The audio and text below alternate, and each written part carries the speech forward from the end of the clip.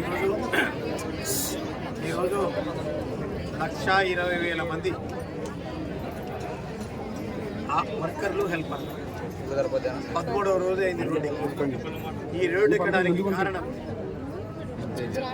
ఆ రోజు ఎలక్షన్లో చెప్పిన హామీని నెరవేర్చకపోయినందువల్లనే వాళ్ళు ఈరోజు 1,20,000 మంది రోడ్లు ఎక్కించారు మహిళలు. అంటే ఇది ప్రభుత్వానికి ఎంతో సిగ్గుచేటు చర్య. ఎందుకంటే వాళ్ళు 3 సంవత్సరాల నుంచి 6 సంవత్సరాలు ఉన్నటువంటి పిల్లలకైతేనేమి, గర్భిణీ స్త్రీలకైతేనేమి వాళ్ళు సేవ చేసినటువంటి వాళ్ళు. ఎందుకంటే మినీ సెంటర్లని కొన్ని ఏర్పాటు చేశారు. మినీ సెంటర్లో కూడా ప్రభుత్వం అనుకుంటే మెయిన్ సెంటర్లుగా మార్చితే అక్కడ ఇంకొక ఉద్యోగ అవకాశాలు కూడా వస్తాయి. ఆ పని చేయలేదు. అది చేయకుండా కేవలం తెలుగుదేశం ప్రభుత్వంలో వీళ్లకు దాదాపు 5 సంవత్సరాల్లో ప్రతి సంవత్సరానికి ఆవరేజ్ మీద లెక్కేస్తే 1,100 రూపాయల పైచిలకు ప్రతి సంవత్సరం చంద్రబాబు నాయుడు గారు తెలుగుదేశం మహిళలకు ఇవ్వడం జరిగింది.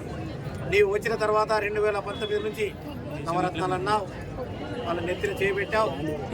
వాళ్ళను పసిపిల్లలను చూస్తే మేనమామలు అన్నావు, ఆడవాళ్ళను చూస్తే మహిళలను చూస్తే అక్క చెల్లెలు అన్నావు, అవ్వ తాతలు అన్నావు. అందరము సంతోషపడ్డాం. మంచి ప్రభుత్వం కొనసాగుతుంది, ప్రజాప్రభుత్వం అని చెప్పి సంతోషపడ్డారు.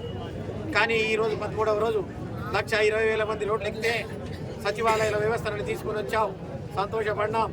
అక్కడ ఉన్నటువంటి వాళ్ళకు ఉద్యోగాలు ఇచ్చారులే, చిన్న ఉద్యోగం 5,000దో 10,000దో ఏదో కడుపులో కొట్టుకుంటున్నారని చెప్పి ఎవరు అసూయపడలేదు.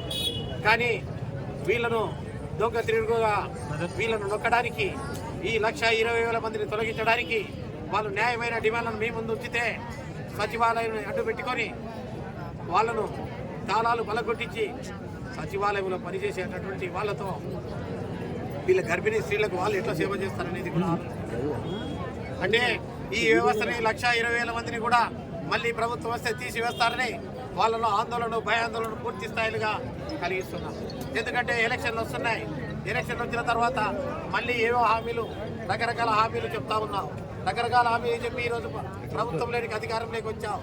వచ్చిన తర్వాత హామీలు నిలబెట్టుకోకుండా కొంతమంది కోవట్లుగా తయారయ్యారు, ప్రజలకు కోవట్లు తయారయ్యారు.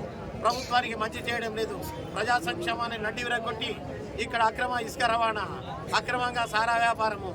ఈరోజు సారా తాగినటువంటి వ్యక్తి ఎవరు కూడా దాదాపు 100 మందిలో ఇప్పటికే 10% అనారోగ్యంతో మరణాల పాలై ఈ రోజులు ఎంతోమంది విధవలై రోడ్లో కూర్చున్నారు.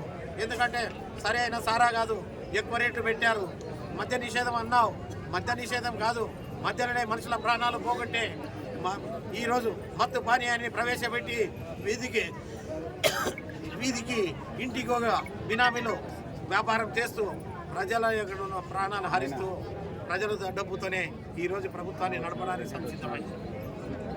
ప్రజల డబ్బు పోయిందే కాకుండా ఈరోజు వీళ్ళు అడుగుతున్నటువంటి వాళ్ళది కేవలం 1,000 రూపాయలు. అది కూడా కేంద్ర ప్రభుత్వం, నరేంద్ర మోడీ గారి ప్రభుత్వమో నీ ప్రభుత్వం 1,500 పెంచారంటే చివరికి పెంచింది 500 కట్ చేసి 11,000 రూపాయలే ఇచ్చారు. 500 కూడా ఈరోజు కొట్టేసింది ప్రభుత్వమా, లేకపోతే ఏ ఉద్దేశంతో జరిగిందో అది మీకు తెలియాలి.